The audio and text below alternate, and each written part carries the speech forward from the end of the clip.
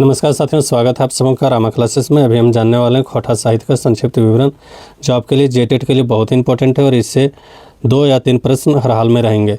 तो सबसे पहला खोटा साहित्य जो शुरू होते हैं उनका आदिकाल 1750 ईस्वी से 1800 ईस्वी तक माना गया है, जिसके प्रमुख जो कवि या फिर खोटा साहित्यकार अगर देखें तो राजा दलेल सिंह थे। ये राजा रामगढ़ के थे। इन्होंने शिव सागर लिखा, जो कि एक प्रबंध काव्य था। 700 पन्ने थे इसमें और लगभग इसमें 12,000 दोहे थे। कितना? 12,000। गोविंद लीलामृत भी इन्हीं का रचना है। दूसरा है पद्मदास। पद्मदास राजकवि थे रामगढ़ के। इन्होंने काव्य मंजरी लिखा। तीसरा है रुद्र सिंह। रुद्र सिंह दलेल सिंह के पुत्र थे। ज्ञान सुधाकर इनकी जो है सो रचना का नाम है। चौथा है बेसौल मार्क। बेसौल मार्क ये बाइबिल का अनुवाद किए थे। किसका अनुवाद? बाइबिल का अनुवाद किए थे।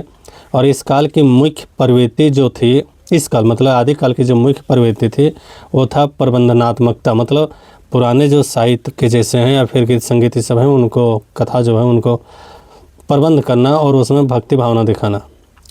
दूसरे जो है साहित्य काल में प्रमुख हुआ है मध्यकाल। मध्यकाल 1800 ईस्वी से 1947 तक का माना गया।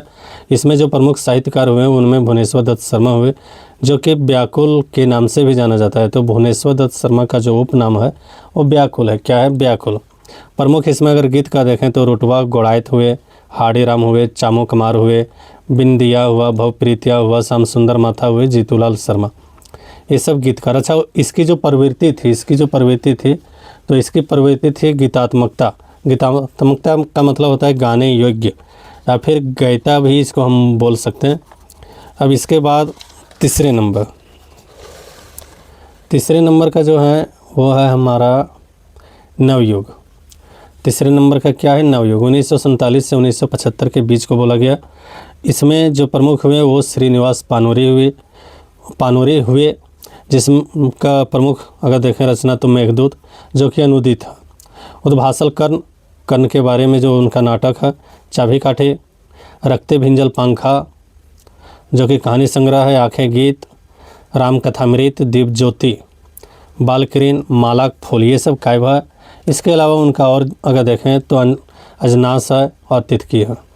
दूसरा नवयुग के कवि में ही विश्वनाथ दसुंधे राज आते हैं। तो इनकी जो प्रमुख रचना है वो है तैतरी, भगजोगनी, अजगर नाटक बहुत प्रसिद्ध हुआ है, याद रखिएगा। माटेक, पुथल, पुटूस और परास, घुर मुंडरी, बेलतर, ये सब विश्वनाथ दसुंधे राज के रचनाकार में है, साहित्य है उनका। और ये नवयुग के कवि माने जाते हैं। किस युग के? नवयुग के। अगला है नरेश नीलकमल, जिनकी है फुटकर रचनाएँ। विश्वनाथ नागर, जिनका है रांगा लाठे, सुलक्षाय, ख्याम तोर मधोगीत। चौथे काल के बारे में अगर बात करें तो चौथा जो काल है वो है पुनर्जागरण काल। कौन काल? पुनर्जागरण काल। पुनर्जागरण काल 1975 से 2000 ईस्वी के बीच में माना जाता है। इसके जो प्रमुख हैं वो हैं ये के झा, अजीत कुमार झा, जिनका पूरा नाम है झारपात के नाम से भी हम लोग जानते हैं। खोठा काठे पैदक खंडी, इनकी जो प्रमुख रचनाएं हैं उनमें है खोठा काठे पैदक खंडी और फिर गद्य खंड, मतलब ये पदखंड हो गया, ये गदखंड। समाजिक, सरजुत, निशान, सैर, सारगठ में कामकी, न मेटमाट, खोठा सहित सदानिक, व्याकरण और कविता पुराण, ये सब ये के झा की प्रमुख रचनाएं हैं। उसके बाद है शिवनाथ प्रामाणिक, जिनका उपनाम मानिक है। तो इनकी जो प्रमुख रचनाएं हैं वो दामोदरिक, कोराएँ, मत्स्यगंध, तातल और हेमाल और भी इसमें है। आइए देखते हैं हम लोग। तीसरा जो है वो है सुकुमार, जिनकी प्रमुख रचनाएं डा, पैनसौखा, बावा, हाथेग रतन, बंसीलाल बंसी। चौथा में है डिडाक डवानी, खोठा दर्पण, जिनकी प्रमुख रचनाएं हैं। श्याम सुंदर महतो, जिनकी प्रमुख रचनाएं मुक्तिक डहर, तो आर हम। BN हरदार, जो खोठा निबंधकार हैं, खोठा निबंध के नाम से इनकी किताब है। विनोद कुमार, सौंध माटी। सिराजुद्दीन अंसारी है खोटा और तितकी राय। धनंजय प्रसाद, इनकी जो है इंजोर क्या है? पत्रिका है, इंजोर जिंदगी।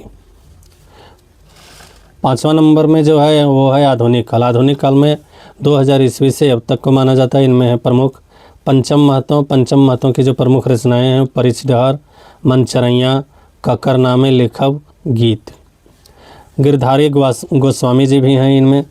इनका प्रमुख रचनाएं चैठा और लुआठी। लुआठी एक प्रकार की पत्रिका है। परितोष कुमार प्रजापति की जो प्रमुख रचनाएं हैं वो जिंदगी भैव। आधुनिक काल के और कवि को हम लोग देखते हैं तो उसी में से हैं आपके मनपूरन गोस्वामी जी। कौन है? मनपूरन गोस्वामी जी, जिनके प्रमुख रचनाएं हैं प्रायश्चित, काहे छोड़ल गाँव। जनार्दन गोस्वामी अगर देखें तो माराफारी, खटरस, उजरल खोंदा, ये सब जनार्दन गोस्वामी जी की रचनाएं हैं। इम्तियाज गदर की रचनाएं पारसनाथ, अलीपुर, सुरमनी। महेंद्र प्रबोध की जो प्रमुख रचनाएं हैं वो है तीन काठधान और बुबू गाछ।